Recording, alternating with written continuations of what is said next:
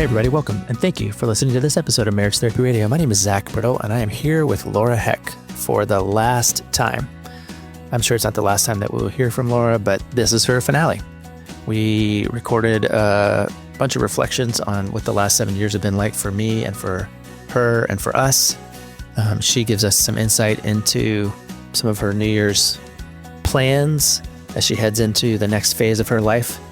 Again, I just want to say that I am so happy for her that she is choosing to turn her attention into some new directions. And I am sure, I'm positive that our friendship will continue. But this is the end of Laura's time on Marriage Therapy Radio. I'm glad to call her a friend. I look forward to whatever's next for her and for us and for Marriage Therapy Radio. For now, this is a very cool conversation. Stick around. Are we still fighting or are we better?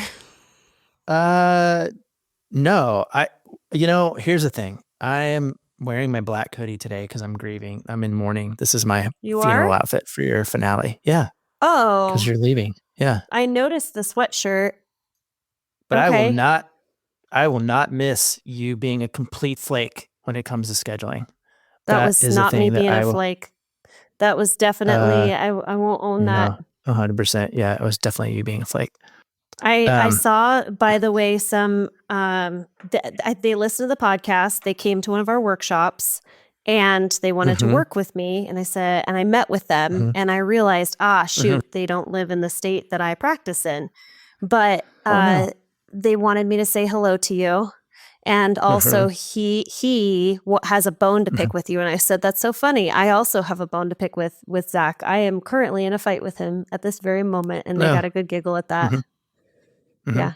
But I chose to brush it off and say it's not about me because I'm perfect. And clearly there's nothing about what I am doing that is truly upsetting. It has to be something else for Zach.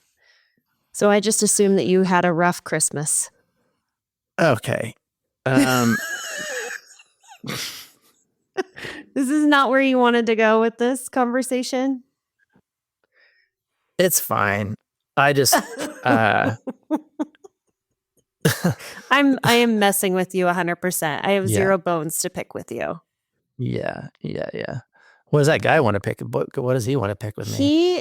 I'm trying to remember what he said specifically. It had to do with sex. And so what he had shared was that on one of our episodes, you had said sort of like, okay, generally in a gender divide, females need to feel emotionally connected in order to have sex. Men need to have sex to feel emotionally connected.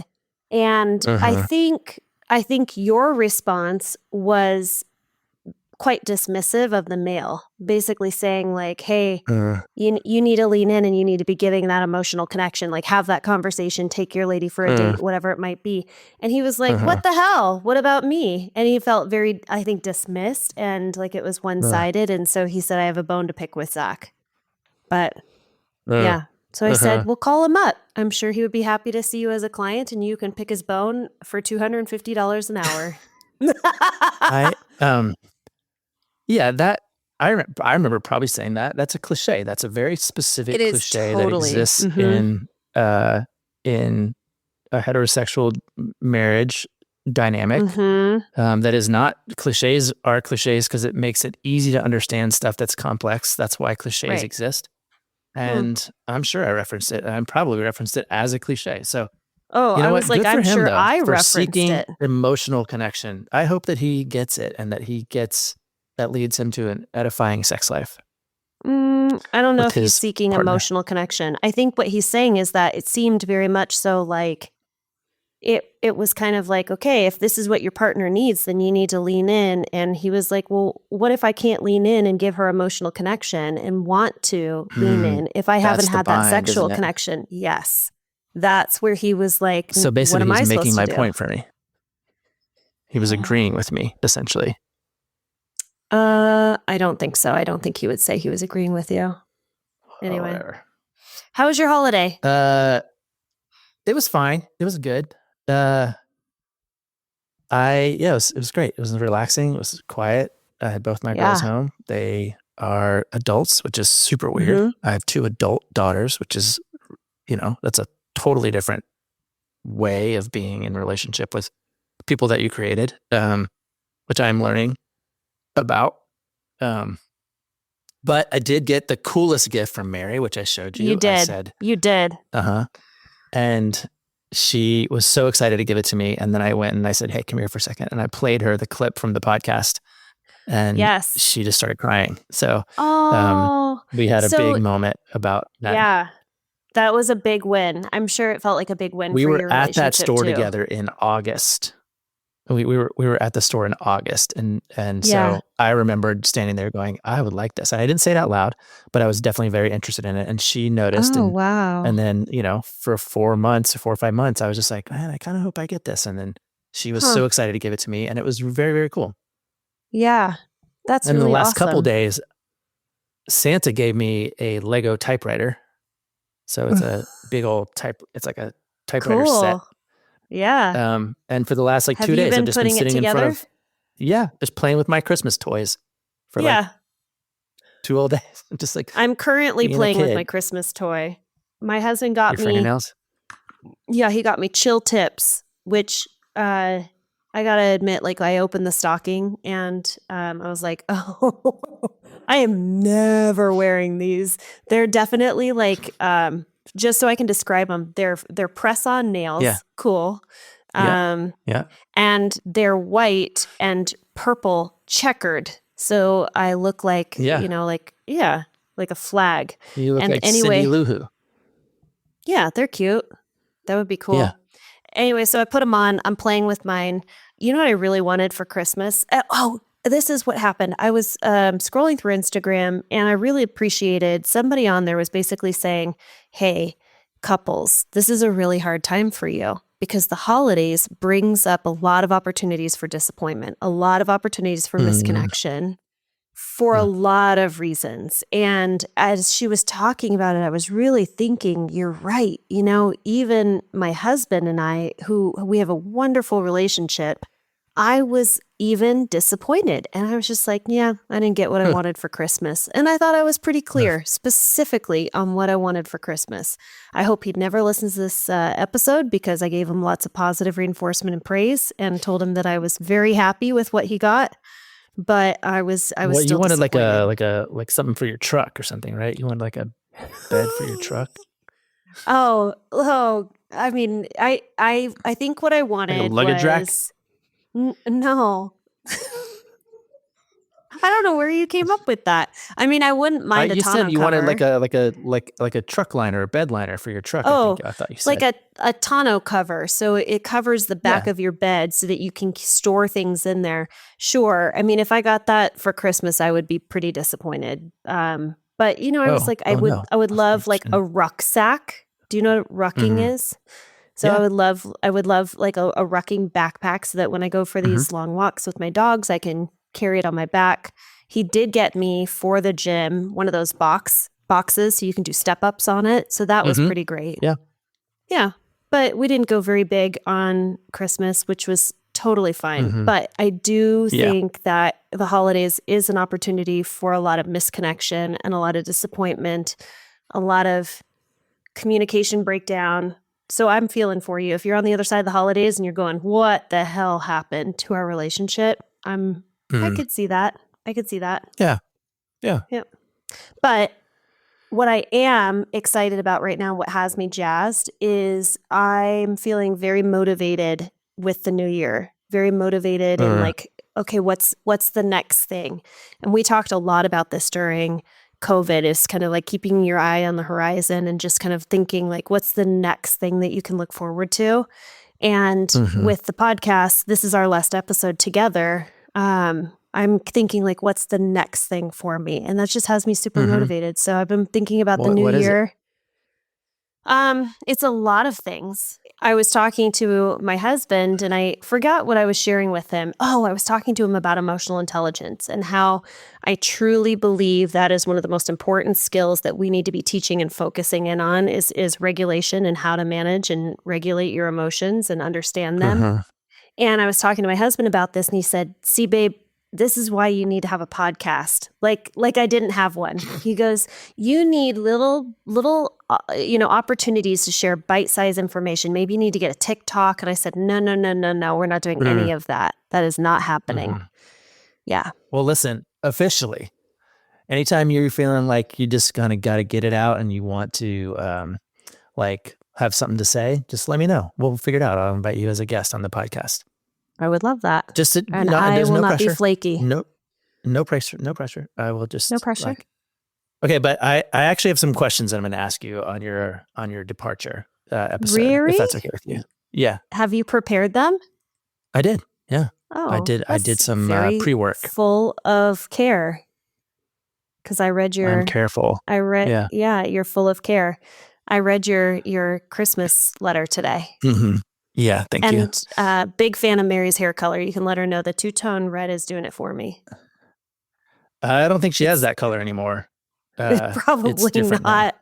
Yeah, but in the picture that you sent out in your Christmas cards, it was on point. Yeah. I'm just so I wrote that letter and then I had to rewrite it because my family made me change a bunch of stuff. It was definitely a different letter before it became the letter that you have. But I'm glad that I got to keep the word disasturbating. That's like my one thing that I refuse to change. Yeah, you're like, everything can change, but this is staying. I don't even remember reading disasturbating, but I'll go back and reread it. Yeah. Okay. First of all, I have some trivia for you. Are you ready? I am ready. Wait, are you asking me questions and I have to answer them? Yeah. Just want to see how well you've been paying attention. Not. Go on. Okay. Number 1. Yes. What is the greatest movie of all time? Who Framed Roger Rabbit? Yes.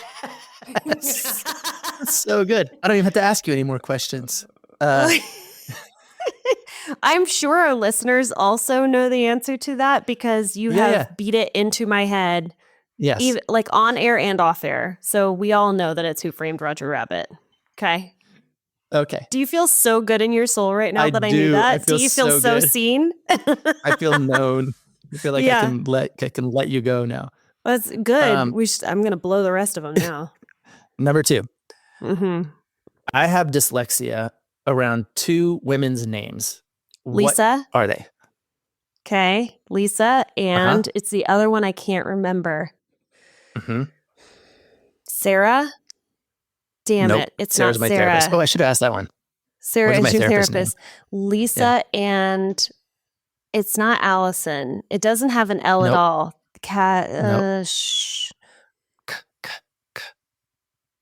No, that's not Kim. It's Kim. No, I don't know Kim and Lisa. Okay, but I knew Lisa, so I get 50% on that one. Yes. Okay. Oof, 75%, guys. I am whose favorite person in the world? Judy Heck, according to Zach Brittle. Yes. My mother-in-law. Yes, that is true. Yeah. This is so good. Yeah. This is so good. Okay. All right. I just wanted to, I came up with those 3 real quick just to see if you could recall some of our running was that a gags warm-up? over the years. Yeah, sure. Okay. Here's one. Do you have any idea what was our most popular episode of 2024? Oh, 224? 224? Do you want to guess? Just this last year. Yeah, I'm guessing that it was with Emily Nagoski. Oh, we didn't release that. That was Patreon. That was behind. Yep. So that was okay.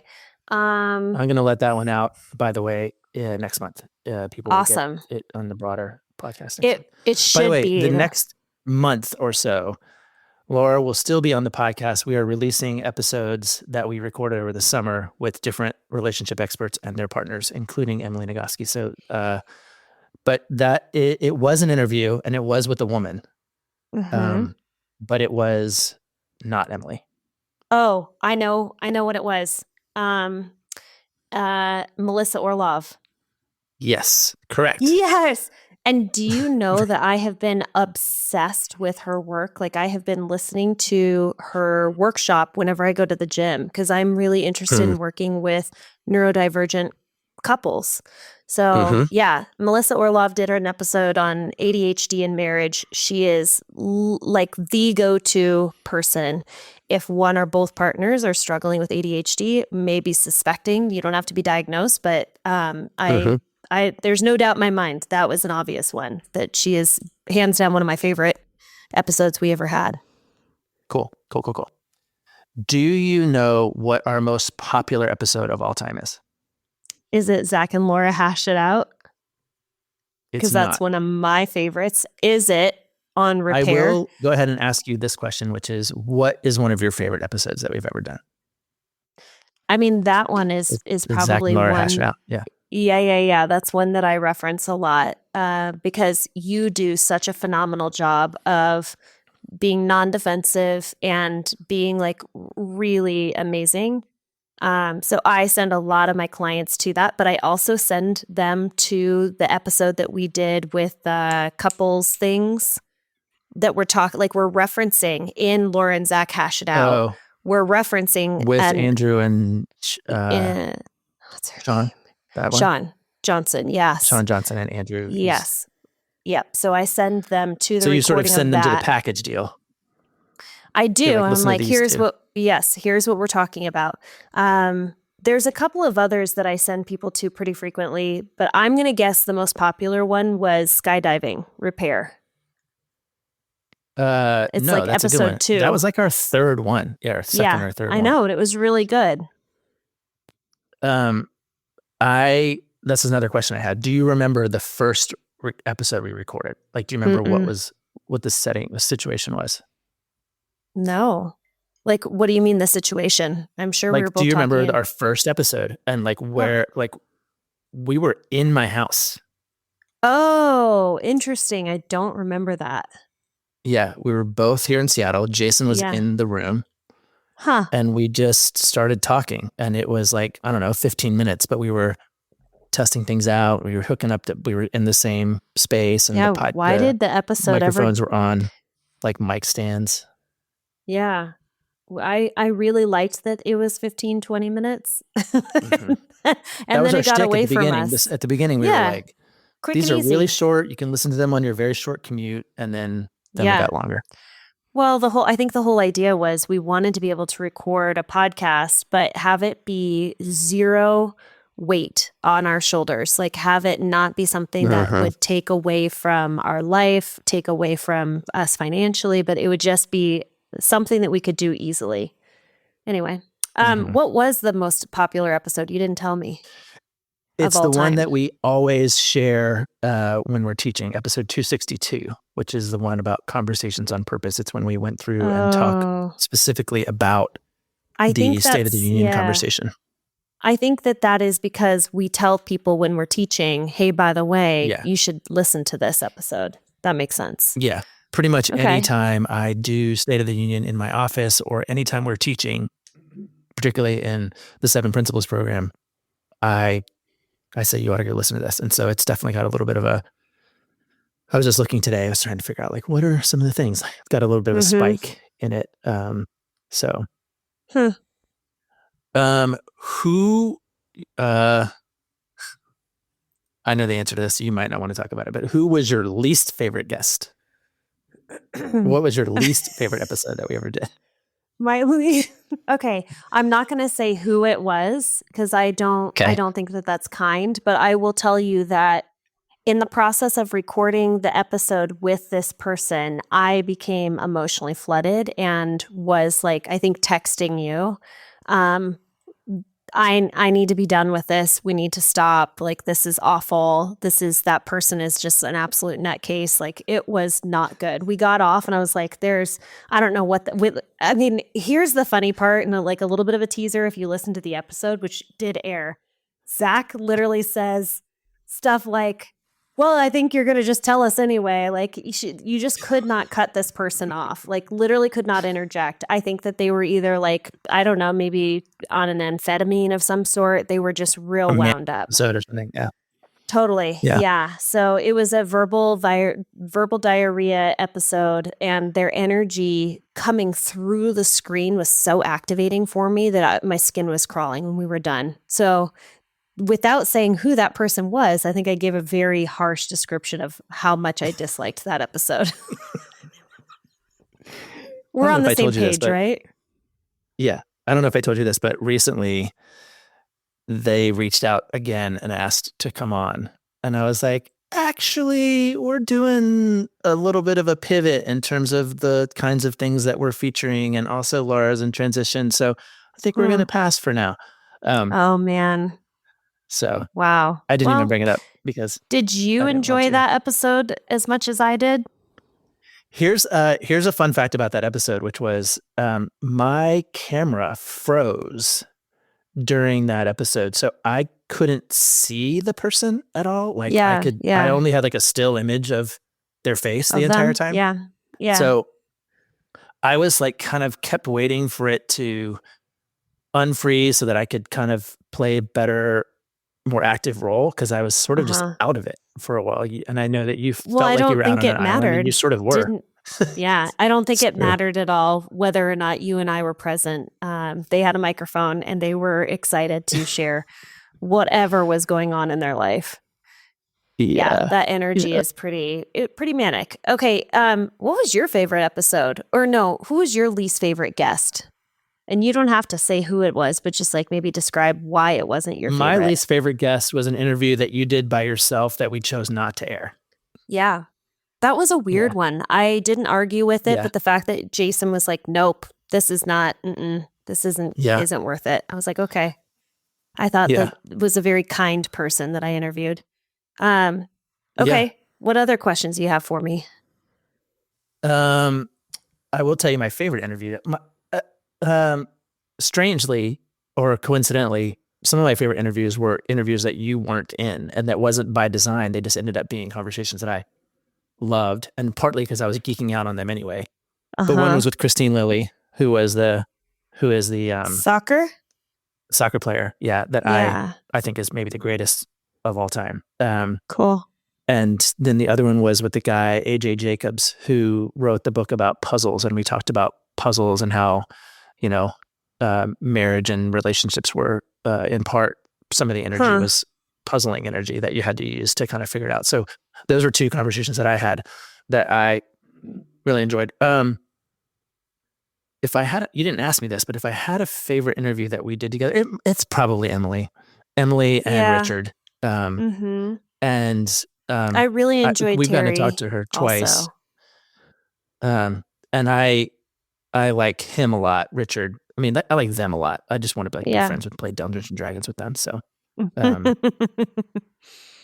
I also really got a kick out of, and I reference internally, I don't really have referenced it a lot in my own brain, but I got a kick out of interviewing or the conversation we had with Candace Horback, who spent all those years in the adult film industry. She was like 16 years in the adult industry. And that changed, like really just changed my perspective a lot about sex, to be honest, because I came up and through this whole very narrow idea of what sex was, which was, for lack of a better phrase, it was sort of this sacred relational, declaration of love and fidelity. And then in my career and in this podcast, not in this podcast, but like over the course of recording the podcast, having conversations with people for whom sex is other things. It's their job, or it's their area of research, or it's their, medical expertise. Like all of that has sort of just broadened my horizons quite a bit. So talking to her and Emily actually was really transformative in my understanding of how to think out loud about sex with clients. So those were some favorites that I had. That interview is very similar to what sex therapy school was for me, where we would bring in these guest speakers, and kind of the idea is like, let's just expose all of these young sort of green therapists to a lot of sort of the fringe thoughts, or sort of, I wouldn't call it fringe, but it's like, taking you outside of the vanilla that you may be accustomed to. And I had a chance to learn from all types of sex workers, and it was just really eye-opening, very, just like very important for me to be exposed to. So that interview with her was very similar to many guest lectures that came through my learning when I went to school. And actually, it's funny because I got an email. I'm on a listserv with other sex therapists, and one of the topics that had come up was uh, a client in Utah that was looking for essentially a cuddle buddy. And there was a lot of different terminology that they were using, like it's not legal, it is legal for you to hire someone to be a cuddle buddy with the understanding that there's going to be sex involved. And it's just, I'm so grateful to be on these listservs. I don't have clients that are similar to what they're asking for, but I like being exposed to those kinds of topics. Okay. Ken, do you have any other questions? Because I really want to talk about New Year's resolutions and I want to get your ideas. Let me see. You looking at your questions? These are like reflective questions. Like, how has being a part of the podcast influenced you as a person or a therapist? Like, if you think about like the way that this has enhanced you in your own relationship or in your career, like, are there specific things that you can draw back to being a podcast host? I mean, definitely when we immerse ourselves in an opportunity to learn from other people.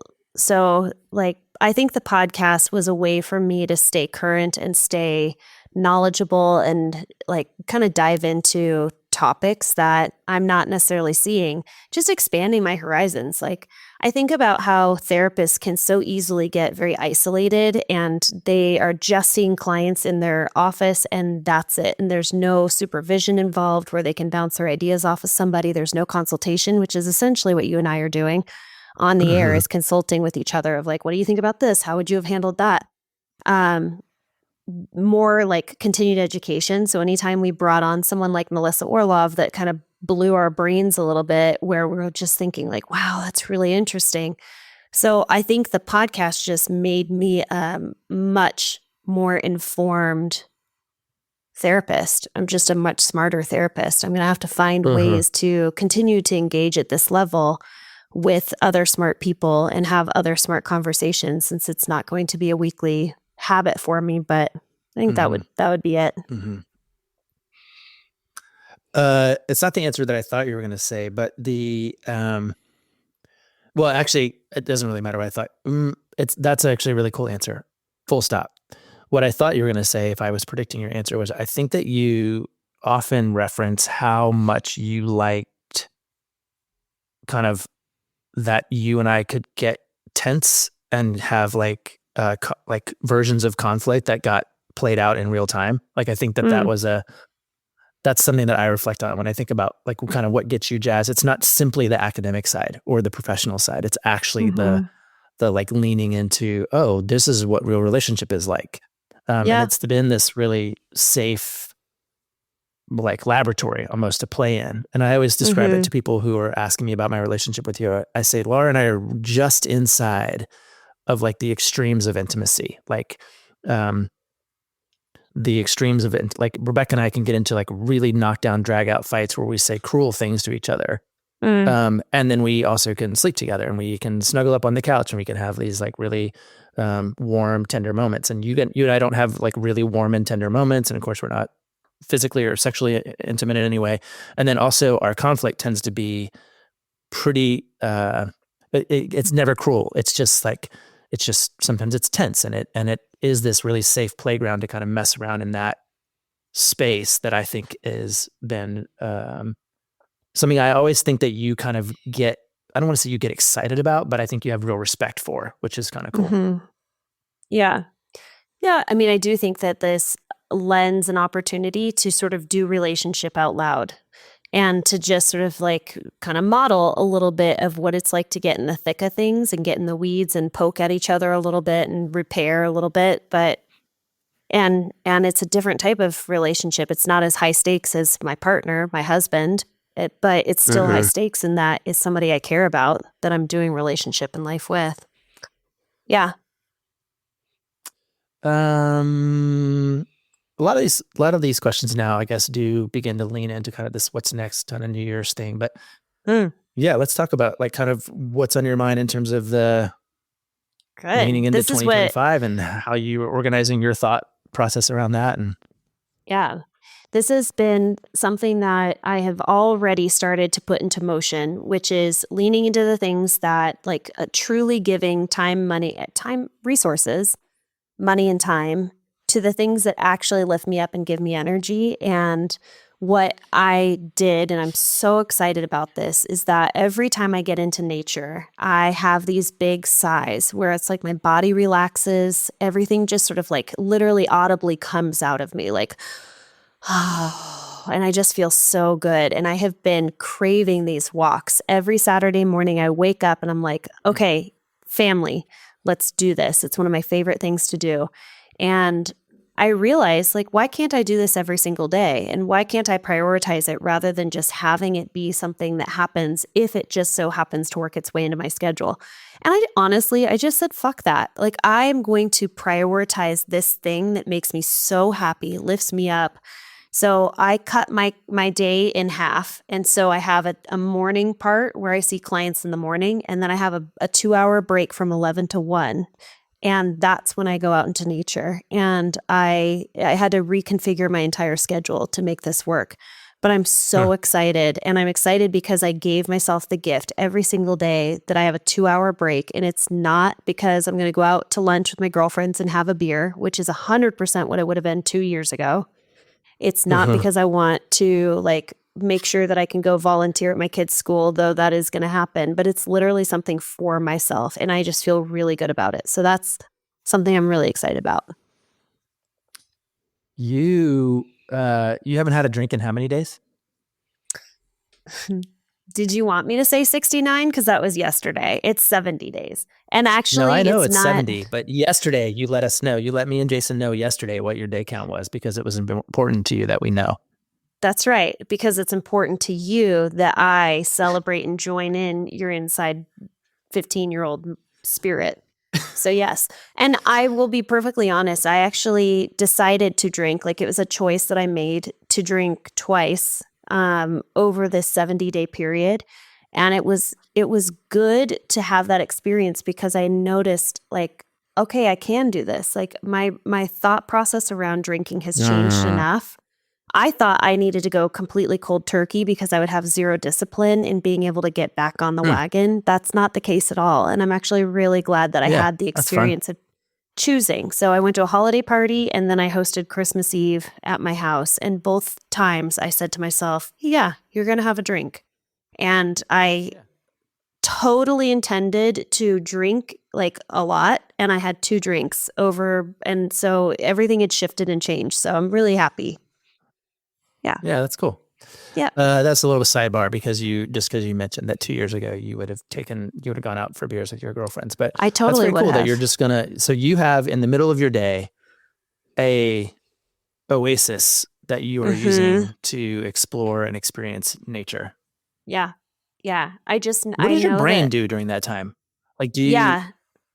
I'm glad that you asked because it's a couple of things. Like sometimes I need to actually kind of like I'm not strict with myself. Like it's one of those things where if I can go out into nature, like today, I went with my son, we went for a 1-hour walk through the snow and the wind. And we literally were like paying attention to the sounds of the trees. That was part of our walk, was like listening to the trees. And that was really special. And like listening to the jingle of the dogs with their collars. And so that's one experience. But sometimes I go out and I think to myself, Laura, you really want to listen to this audiobook. Like I might take in information. I might listen to like Melissa Orlov's workshop that I'm going through. So it just depends on what I'm needing in that day. But for the most part, I'm just breathing. I'm looking. I'm getting fresh air in my nostrils, like just moving my body. And it is just delighting me.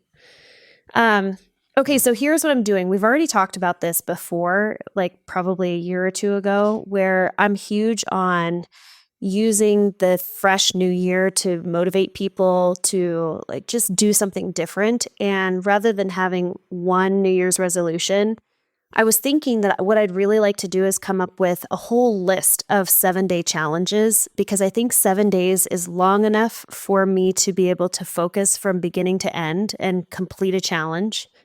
And the challenge can be anything. It can be physical, emotional, spiritual, relational, but I would love to hear some of your ideas because I already started putting together a list of different 7-day challenges that I'd like to take on.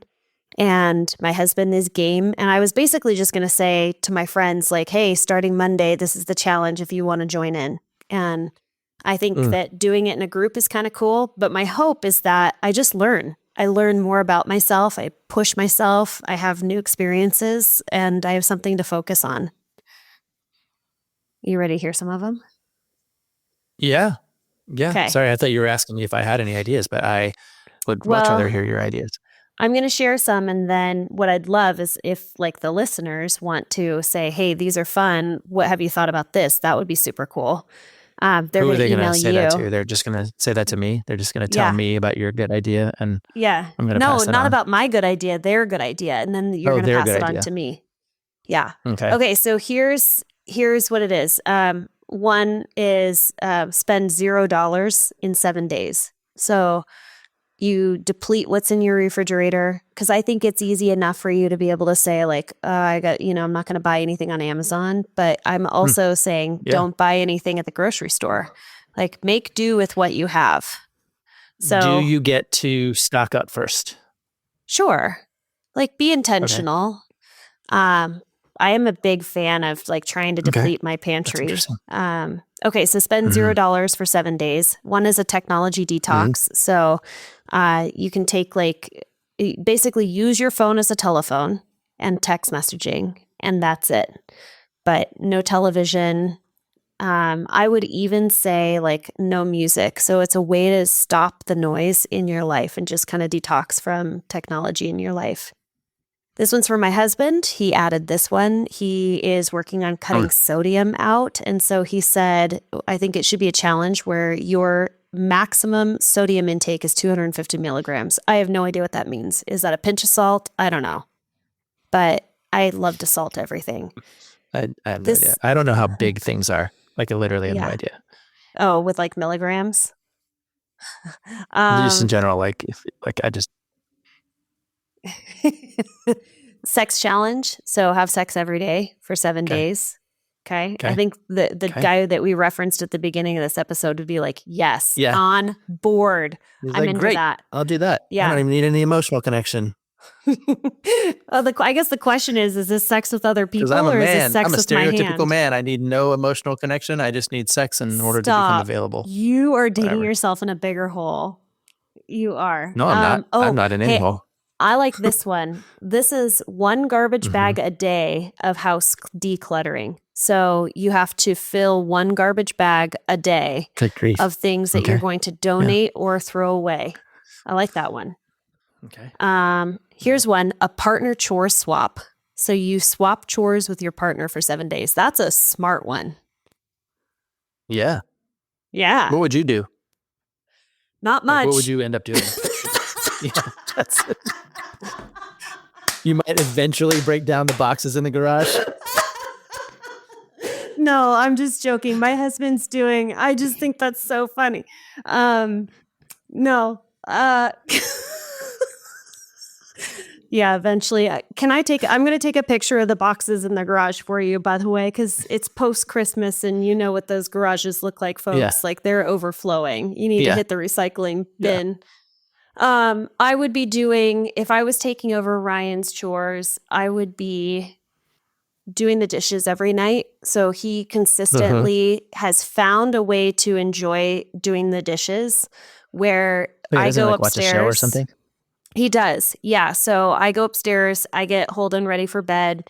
And we swap on and off like usually who's with Holden, but there's a solid 45-minute chunk where it's like we're brushing teeth and we're kind of winding down and we're doing some reading, and he's downstairs and he's doing the dishes. So that's it. He's also the garbage wench, as we call him in our house. So he takes the garbages out.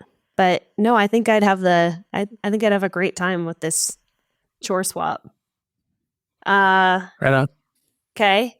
Meditation and yoga daily. So this is a spiritual one of, maybe having a practice of meditation and yoga practice. This one, I'm not sure how to work it in, but I would really love to try to do a 24 hours of silence, meaning I don't speak for 24 hours. Mm-hmm. Have you ever gone a day without speaking? I've done 2 silent retreats in my life. So like a Really? weekend. Yeah. I mean, but it was the purpose. Like I wasn't like in my day-to-day life. I was in a retreat Yeah. environment and it was Yeah. like, don't talk. So, yes, I have gone 48 hours without speaking twice. Oh, I think I would enjoy it. Um, this one I really like. Call an old friend or family member daily. So it's Uh, reconnecting with a family uh-huh, member or friend. So you would have 7 days of that. uh-huh. These are our friends added these on. They have one where it's a book swap with their spouse. So your spouse gets to give you a book to read and you have to read it. I kind of like that. Uh-huh. Um, lift for at least 30 minutes a day, every day. Let's see here. I don't love all of theirs, actually. I think they're kind of lame, so I'm not going to tell you about them.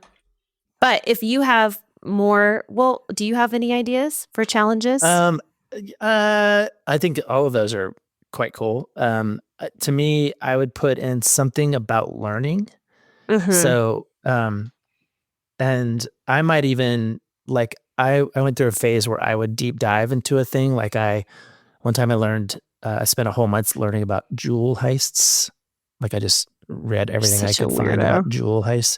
Okay. One month I did a whole thing where I learned about Elliott Smith, who is a singer-songwriter that I like, who Okay. died by suicide. Um, Hmm. and then, but like I think I would pick something that is of interest to me, and I would do I would propose like a deep dive over 7 days Mm-hmm. of learning everything you can about this thing. Cool. Um, because I'm currently in kind of a feminist mindset. I Mm-hmm. would I would say something like maybe read biographies, but of women. Like Mm-hmm.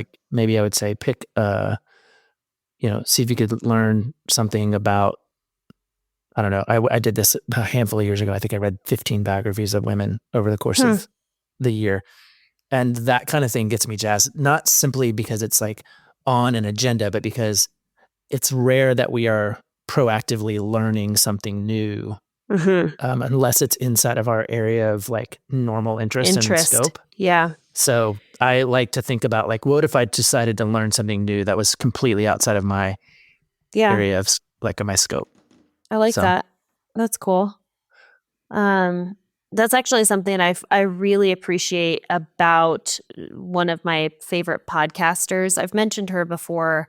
I think, like if you like my vibe, I think you would enjoy Shalene Johnson's vibe. She has her own podcast and, she was the OG Beachbody before the MLMs. But anyways, so one thing that she does really, really well is she does these massive deep dives and Mm. she gets really fascinated by things. Like she got really fascinated with the whole P. Diddy scandal and she'll do a Mm. deep dive into that.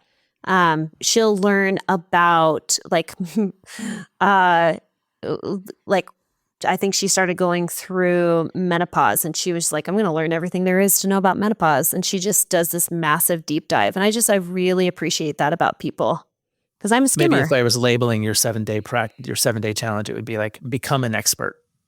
Become an expert Mm, on the P. Diddy mm-hmm. scandal, or become an Okay. expert on menopause, or become an expert on jewel Yeah. heists, you know? I like that. And then if you're doing it in a group, then you might do like a little presentation of like, here's all the things that I learned. Wouldn't that be kind of Yeah. fun?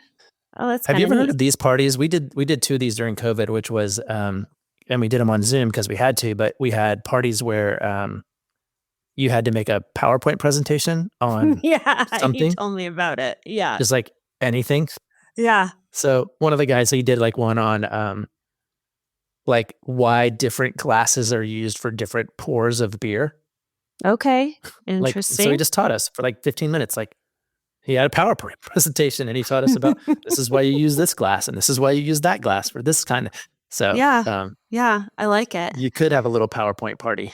Yeah. There was another one where, because I'm really into cooking, that you would choose 7 recipes you've never made before and you would need to make them. And maybe Or you could they're, make one recipe with 7 cans of stuff and you could just call it 7-can soup. I wanted to text you the other day because I was making chili, and it turns out like when you make chili and you're not doing it from a dried bean, it's a lot. Yeah. It is essentially, it's a lot of cans.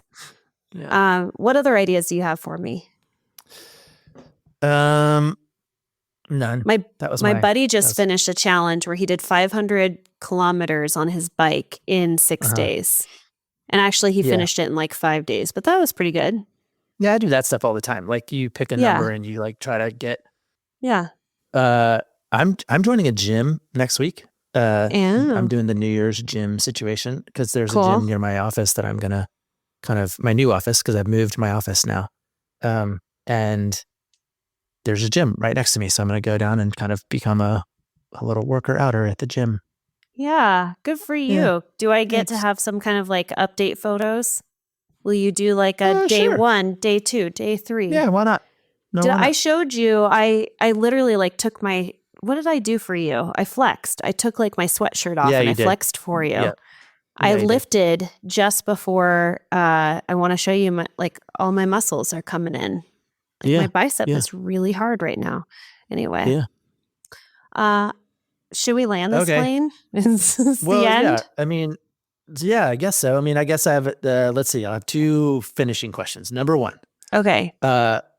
What do you hope that listeners have gained from your time on the show? And what do you want to leave them with as a parting thought?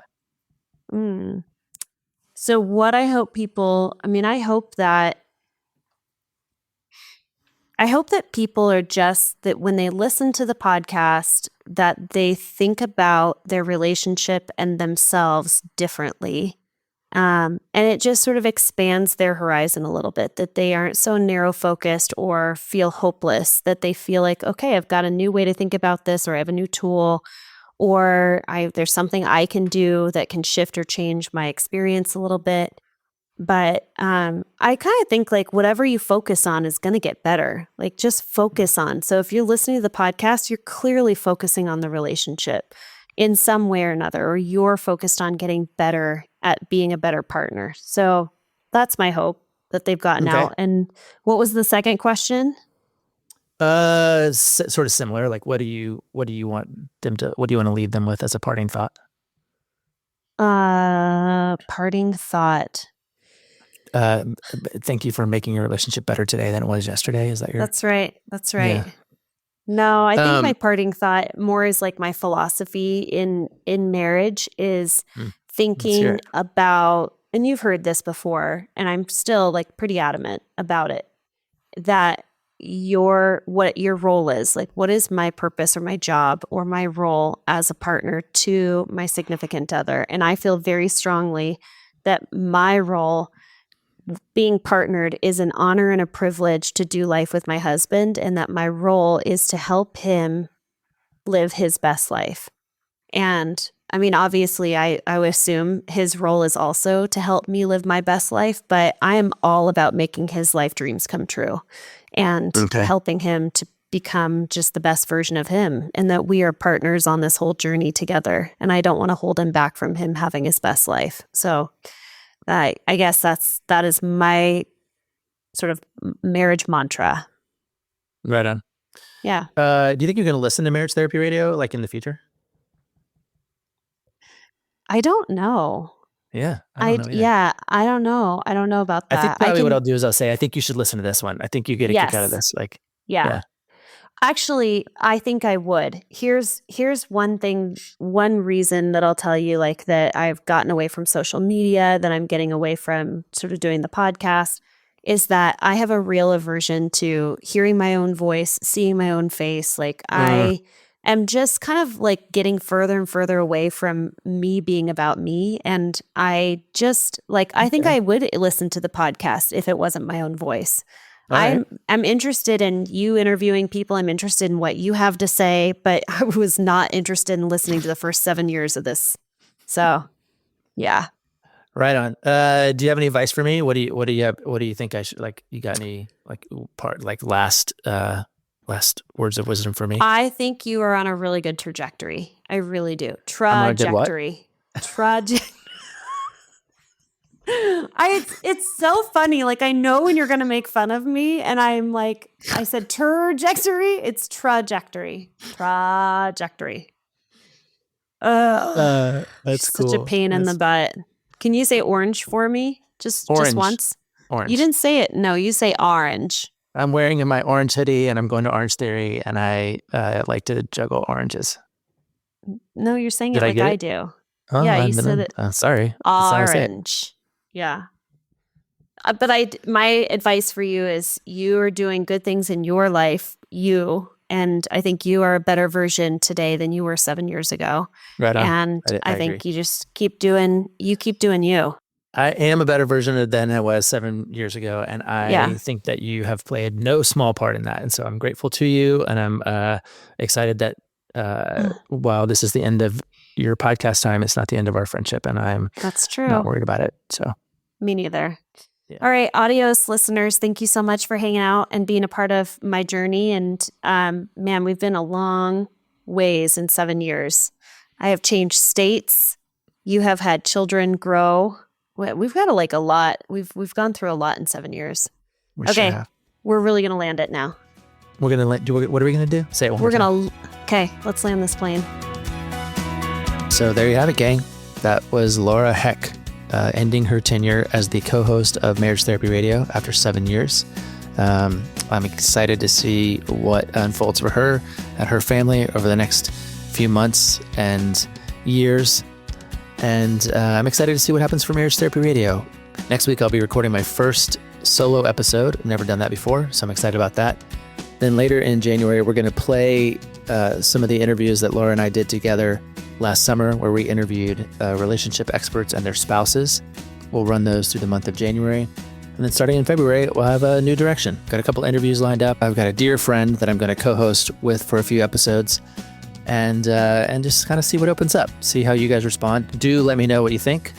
And if there are ideas that you have. I'm especially interested in interviewing couples, hearing about their story, how they make it work, how they make their relationship better today than it was yesterday. Maybe that's you, or maybe that's a couple that you know that would be interested in talking to me about how they make their relationship work. For now, I'll say Happy New Year, and we'll talk to you soon.